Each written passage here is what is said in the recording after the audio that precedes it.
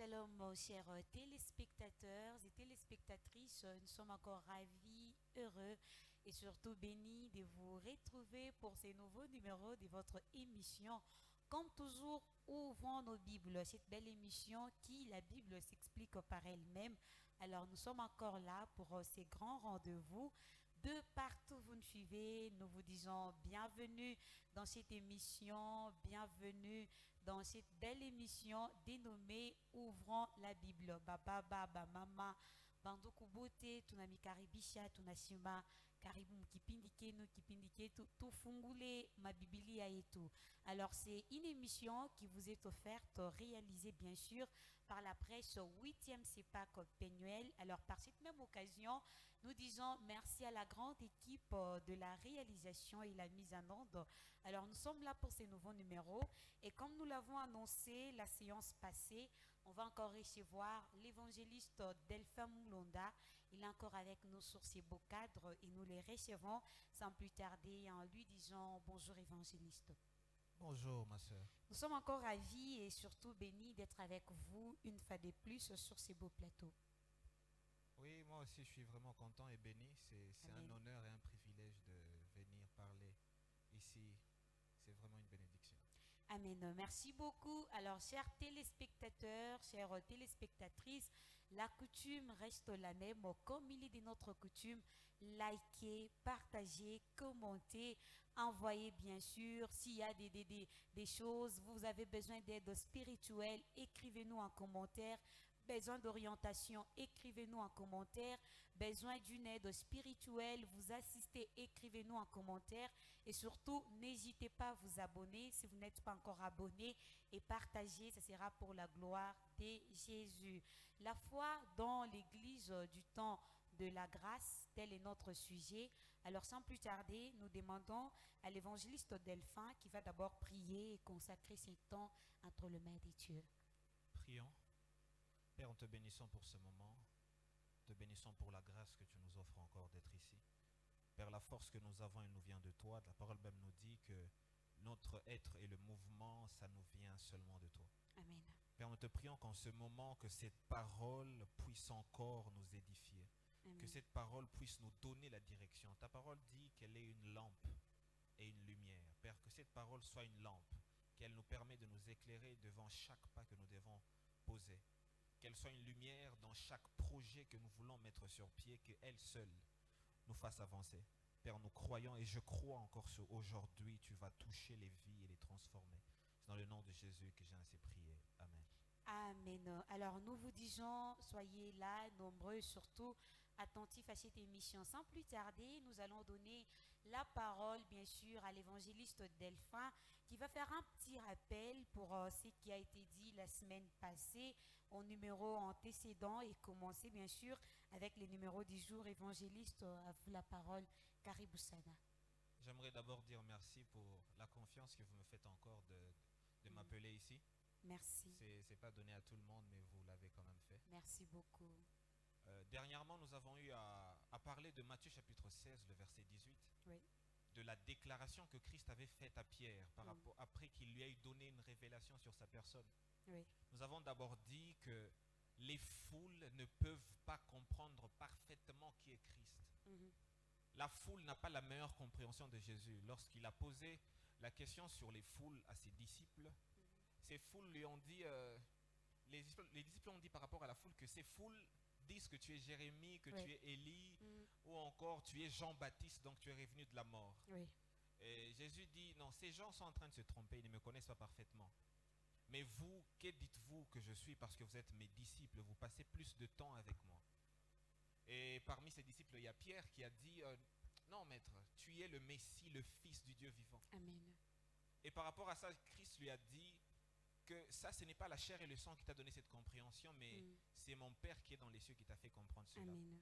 Donc, on a eu à faire comprendre la dernière fois que sans la participation, l'intervention de Dieu, l'humain ne peut rien comprendre de Christ. Exactement. Premièrement, l'humain ne peut pas croire en Christ. Toutes les fausses religions sont faites des gens qui ont eu à comprendre Jésus par leur propre chair et non par le Saint-Esprit. Amen. Et on a dit que l'Église, c'est Christ qui l'a bâtie quand il a envoyé son Esprit Saint dans le monde. Amen. Et c'est par l'Esprit que nous sommes tous ajoutés au corps de Christ.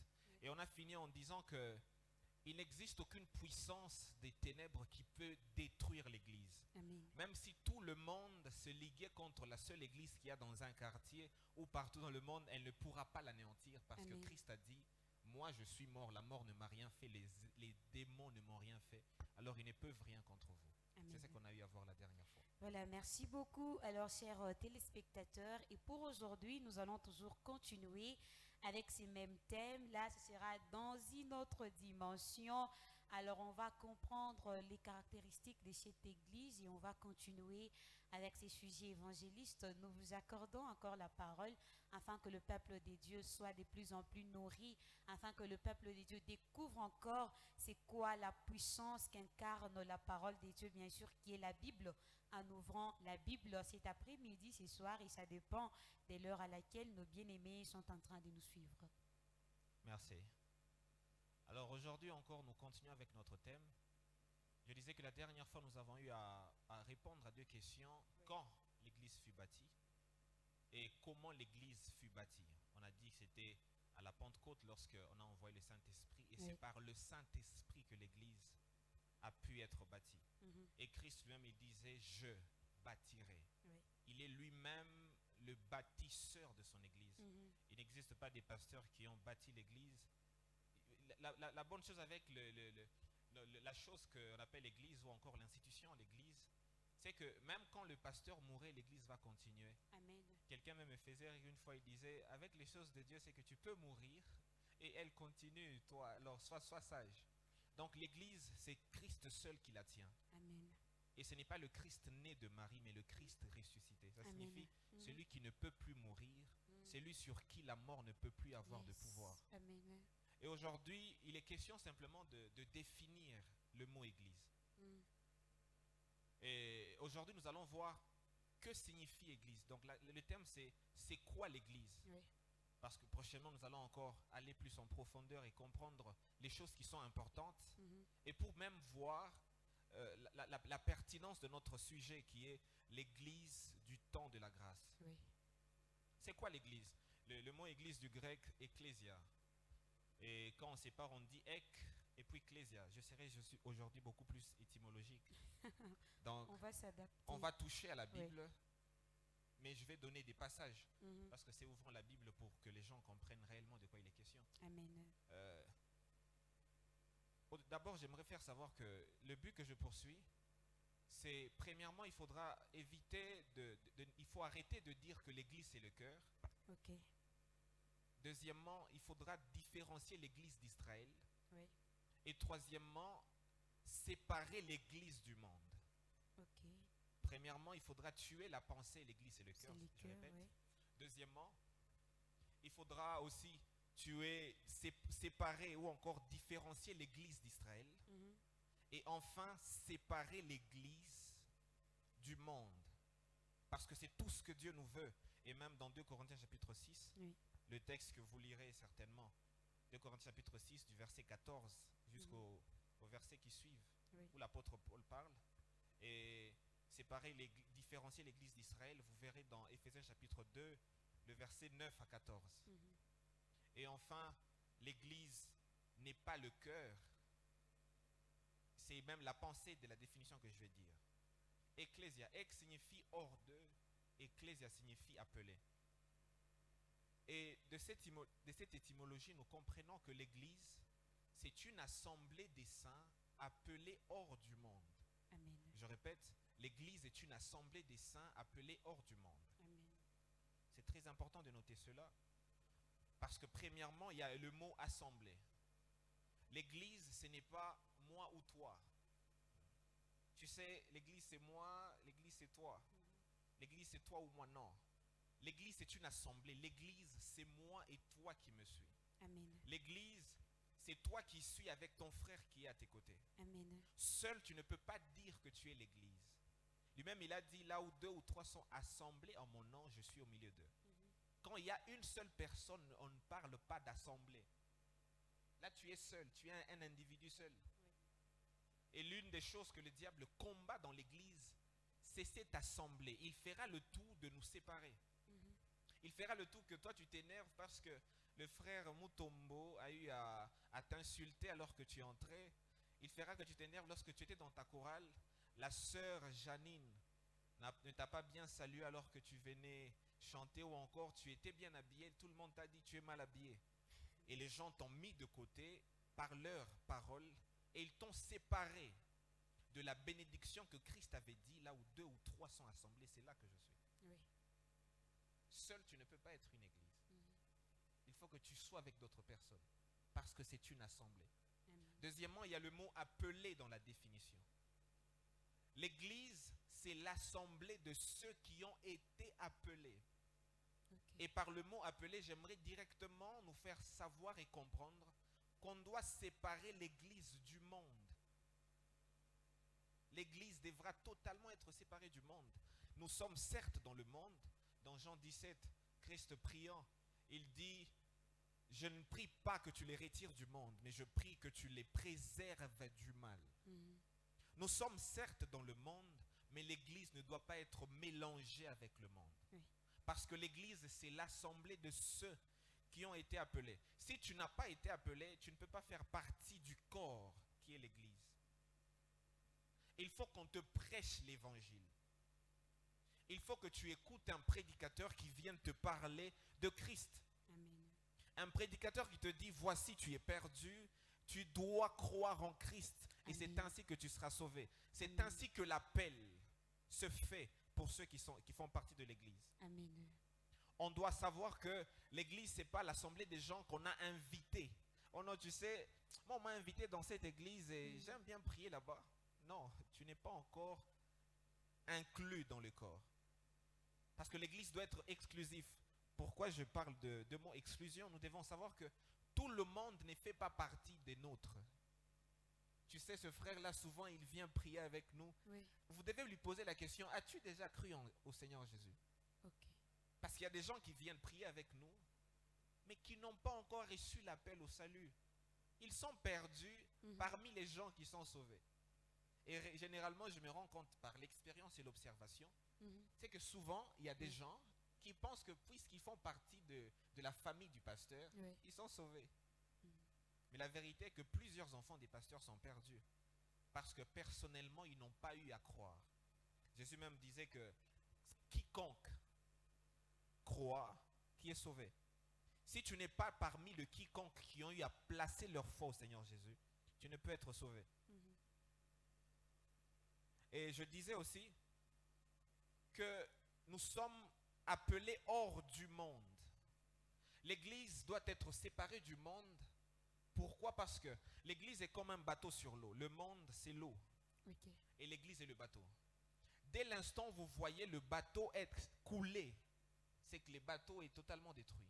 Ok. Mais tant que vous voyez le bateau demeurer sur l'eau en train d'avancer, Mhm. ça signifie que le bateau est en bonne santé. Partout où vous retrouvez l'église être mélangée au monde, c'est une église qui a été noyée dans l'eau. C'est un bateau qui devrait avancer, mais elle se retrouvait sous l'eau. Et dans 2 Corinthiens, que je donnais le texte au début, 2 Corinthiens 6, l'apôtre Paul dit qu'il n'y a aucun lien entre le temple de Dieu et Oui. les idoles. Ok. Partout où vous voyez une église qui se nomme église, Mhm. mais qui commence à trop se rapprocher du monde, cette église a commencé à se perdre. Et même, j'avancerai jusqu'à le dire au plus profond, c'est que cette église n'est plus une église. Elle a cessé d'être une église, elle est devenue autre chose, parce que l'église devra toujours être séparée du monde. Et cette séparation-là, par quels moyens elle s'explique?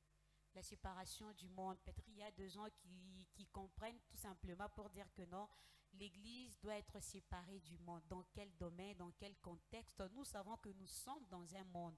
Alors par quoi ou comment est-ce qu'on peut se dire que non, cette Église est vraiment loin du monde, où il y a ce slogan qui dit aujourd'hui on va le monde dans l'Église, Oui. l'Église dans le monde. Oui, oui. Et ça veut dire quoi? D'abord, Oui. il faut savoir que j'ai dit dans la définition que l'église est une assemblée de ceux Oui. qui sont appelés hors Appelés. du monde. Oui. Premièrement, l'église, la séparation de l'église avec le monde se voit par le message que l'église prêche. Ok. Et c'est un signe le plus flagrant. Ok. On le verra même une fois ici. Mhm. C'est que la séparation de l'Église avec le monde est d'abord vue par le message que l'Église donne. Ok. Une Église qui prêche le même message que le monde n'est pas différente du monde. Mhm. Vous voyez, le monde aujourd'hui peut enseigner sur l'entrepreneuriat, mais l'Église n'a pas été appelée pour prêcher sur l'entrepreneuriat. Le monde peut enseigner sur le leadership. Nous avons 15 jours, nous devons développer nos potentiels. Ça, ce n'est pas un message que l'Église doit prêcher. Par ces genres de messages, vous devez déjà directement distinguer que ça, ce qui est devant nous, ce n'est pas une Église de Dieu. Ok. Et même une fois, je parlais, les gens s'étaient énervés, je leur disais que aucun pasteur n'a reçu le mandat d'enseigner aux gens l'entrepreneuriat. Et les gens étaient fâchés contre moi, me disant, mais tu es bête. Et heureusement que quand même le Saint-Esprit a travaillé un peu le côté maîtrise de soi. Et c'est par le message que nous prêchons que nous parvenons à distinguer ça, c'est le monde, et ça, Mhm. c'est l'Église. Ok. Alors, je disais comme dans mes premiers points, Mhm. que nous devons différencier l'Église d'Israël. C'est très important. Oui. C'est très important de différencier l'Église d'Israël. Dans l'Ancien Testament, l'Église n'existait pas. Dans les 4 évangiles, l'Église n'existait pas. L'Église a commencé dans Actes chapitre 2. Et pourquoi je dis cela? Parce que en Israël, vous voyez, il y a ce qu'on appelle le royaume, il y a ce qu'on appelle le sacerdoce lévitique ou encore aaronique. Par exemple, dans le royaume, la royauté se transmettait par hérédité. Il fallait que tu sois fils du roi sortant pour que tu passes au pouvoir. Et même dans le sacerdoce, vous voyez même dans Lévitique, alors que Aaron devrait mourir, il a passé le bâton à son fils. Mais dans l'Église, les choses ne se font pas ainsi parce que l'Église n'est pas Israël. Il ne faut pas confondre les deux choses. L'Église a été bâtie par Christ, mais Israël, ce sont des enfants d'Abraham. Ils sont transmis cela, ils appartiennent à Abraham par le sang. Ça signifie, vu que tu es fils de tel, réellement tu es fils d'Abraham. Il faut qu'on te reconnaisse en tant que fils de tel pour que tu appartiennes à notre famille. Mais dans l'Église, en ce qui concerne même le sacerdoce, il y a même des questions qui sont en train dont on parle partout concernant, il y a tel pasteur qui est mort et c'est son fils qui a pris le pouvoir. Mhm. Il faut savoir qu'il faut différencier les deux choses. Oui. Dans l'Église, le fils du pasteur ne prend pas le pouvoir parce qu'il est fils du pasteur. Donc, on n'hérite pas l'Église. Tu ne peux pas hériter un appel. Ok. L'appel, ça ne s'hérite pas par le sang. Ok. Tu peux appartenir à un pasteur puissant, mais Dieu, toi, décide que tu sois seulement dans l'entrepreneuriat. Ok. Tu peux appartenir à un PDG d'une entreprise, Mhm. mais Dieu décide pour toi que tu sois pasteur. Ok. La question qu'on se pose, mais comment ça se fait? Parce qu'il est question de choix. Mhm. Dans l'Église, c'est Dieu qui décide qui va prendre le pouvoir. Ce Amen. n'est pas le pasteur. Amen. J'avais dit la dernière fois que Christ était la tête. Oui. Et en tant que tête, il est le chef. Mhm. Et celui qui décide de la manière dont les choses doivent se faire dans l'Église. Amen. Et c'est très important de savoir cela. Mhm. J'ai dit d'abord au début, l'Église n'est pas Israël. Et enfin, l'Église doit être séparée du monde. Ce sont les deux choses très importantes qu'il faut maîtriser aujourd'hui.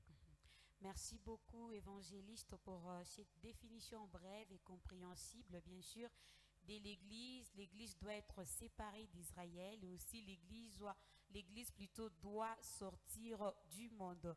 Alors, vous avez donné quelques caractéristiques des différences entre l'Église pour prouver que non, cette Église doit être séparée du monde. S'il y a moyen d'éclairer un tout petit peu, là où vous avez parlé que l'Église n'est pas là pour enseigner l'entrepreneuriat. Peut-être qu'il y a des gens qui peuvent vous contredire. Même Christ aussi, connaissez quand même entreprendre. Christ aussi, il a enseigné l'entrepreneuriat, comment gérer, comment vous pouvez nous expliquer cet aspect. Et je crois que c'est par là que nous allons nous séparer pour aujourd'hui. Je disais, il faut retenir d'abord que l'une des choses qui pose la ligne de démarcation entre Oui. l'Église et le monde, il y a plusieurs choses. Oui. Mais j'ai dit, c'est d'abord le message qui est annoncé. Mhm. C'est d'abord le message. Lorsque vous lisez d'abord, juste pour vous faire comprendre ce que j'essaie de dire, Mhm. dans 1 Corinthiens chapitre 1er, lorsque vous lisez 1 Corinthiens chapitre 1er, par exemple, c'est l'apôtre Paul qui parle. Laissez-moi vous le lire, parce qu'il est question d'ouvrir la Bible. Oui. Ouvrons nos Bibles, c'est ça le le nom de l'émission. 1 Corinthiens chapitre 1er, nous lisons à partir du verset 18. La Bible dit ceci. C'est l'apôtre Paul, il dit « En effet, la prédication du Christ sur une croix est une folie aux yeux de ceux qui se perdent. » Vous voyez déjà ce qu'il dit dans l'introduction? Oui. Il dit que notre message à nous, c'est la prédication de la mort du Christ. Ou encore la prédication de la croix dans Louis II. Ma version, c'est les semeurs. Il dit, mais pour nous qui sommes sauvés, elle est la puissance même de Dieu. 19.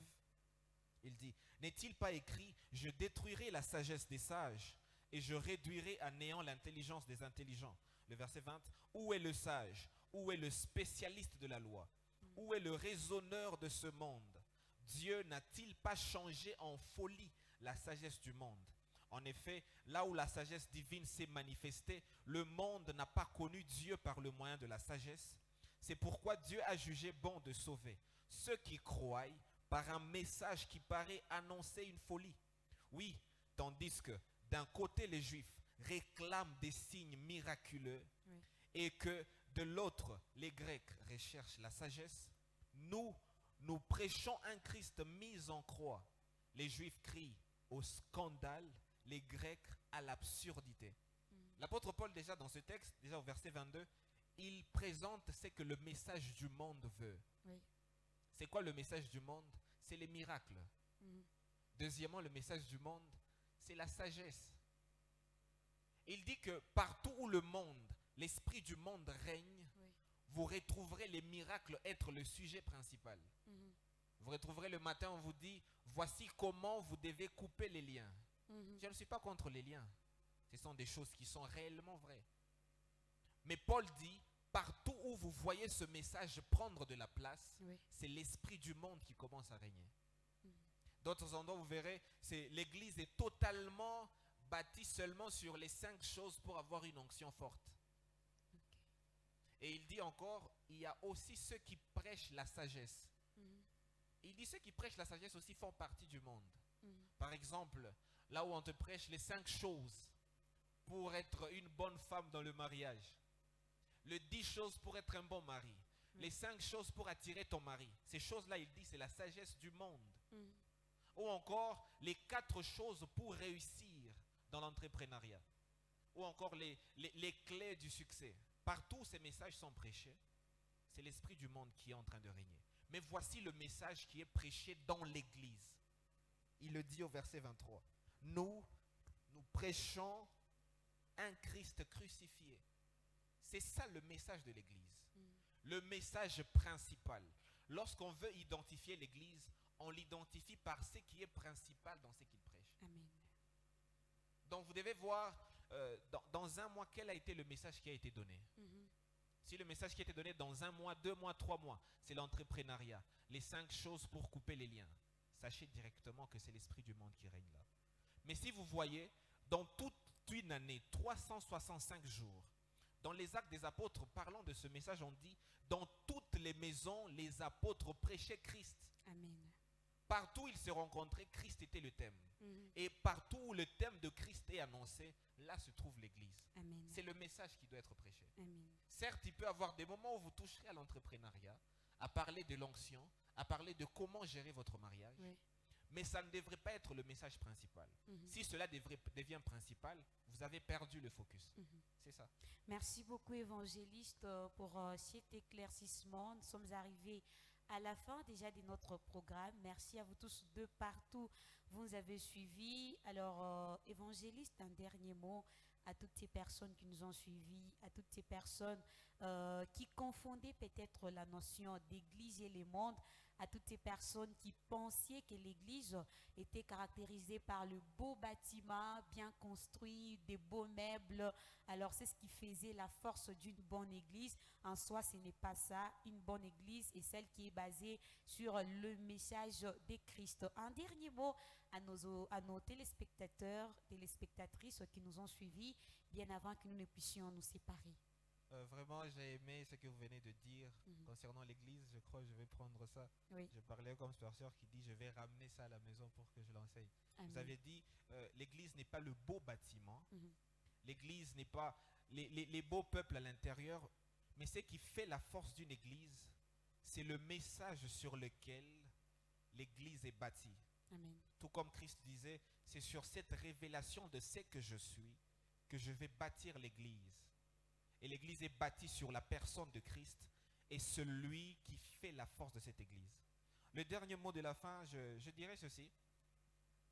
C'est que pour tous ceux qui se posent des questions concernant pourquoi il y a des églises où tel pasteur meurt et Oui. c'est le fils qui passe, Mhm. il est vrai que dans certaines Oui. occasions, certaines églises sont dans l'erreur. Mhm. Parce que ce n'est pas par l'ADN. Même la nouvelle naissance ne se transmet pas par hérédité. Pas du tout. Que dire de l'appel? Mhm. C'est Dieu qui décide Mhm. sur qui il veut faire grâce. Oui. Mais dans sa souveraineté, Dieu peut décider que le fils d'un pasteur devienne aussi pasteur. Oui. Je précise, dans sa souveraineté. Mhm. Et non pas dans la volonté du pasteur. Oui. Et si vous êtes pasteur, vous voudriez bien faire passer le bâton à votre fils. Retenez ceci, c'est Dieu qui décide de qui prend le rôle de pasteur dans l'église. Et ce n'est pas vous. Et si vous étiez tenté de le faire, allez voir Dieu et priez encore pour prendre une décision qui est sage Amen. et qui s'aligne à la tête de Amen. celui qui est le chef de l'église. Amen. Merci beaucoup. Merci à vous tous de partout. Vous nous avez suivis. L'église sortir d'eux. Alors, toi étant enfant de Dieu, tu dois savoir qu'également, étant membre de l'église, tu dois sortir du monde. Alors, peut-être vous avez cette soif-là d'appartenir à une église.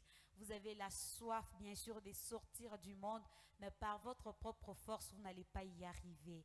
Alors, on va prier pour vous afin que l'Esprit de Dieu puisse vous capaciter, afin que l'Esprit de Dieu puisse vous soutenir, afin que l'Esprit de Dieu puisse vous donner la force à renoncer au monde, à renoncer aux choses du monde, afin que nous soyons une meilleure et bonne église que Christ reviendra prendre. On va prier pour nous par l'évangéliste Delphin, afin que le Saint-Esprit puisse nous aider pour que nous puissions comprendre que l'église n'est pas du monde, mais l'église c'est faire sortir d'eux. Alors, on va prier pour nous.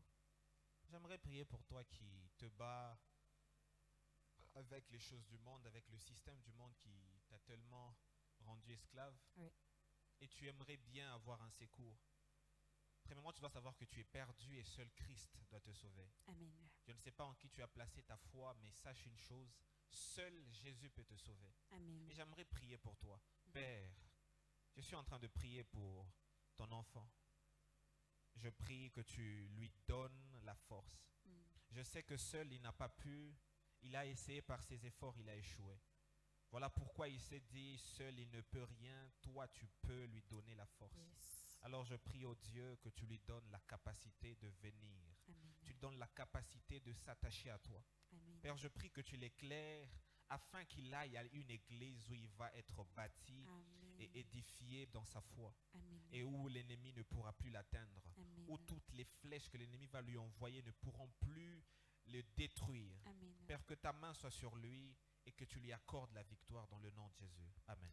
Amen. Alors, merci à vous tous de partout. Vous nous avez suivis. L'occasion vous est encore donnée. Vous qui n'avez pas encore donné votre vie à Jésus, c'est une opportunité. Ne remettez pas à demain ce que vous devez faire aujourd'hui, parce que Christ peut revenir à l'instant qui suit où la mort peut vous surprendre. Alors, donnez votre vie à Jésus afin que vous soyez sauvés et avoir la vie éternelle. Merci beaucoup à notre révérend pasteur Kasseba Mouteba Bertrand pour tous les soutiens, l'encadrement. Merci beaucoup, papa. Et par cette même occasion, nous disons merci à la presse Peñuel. Là, je vois la grande et forte équipe à la réalisation et la régie finale. Nous voyons l'ingénieur Arsène Kamangou.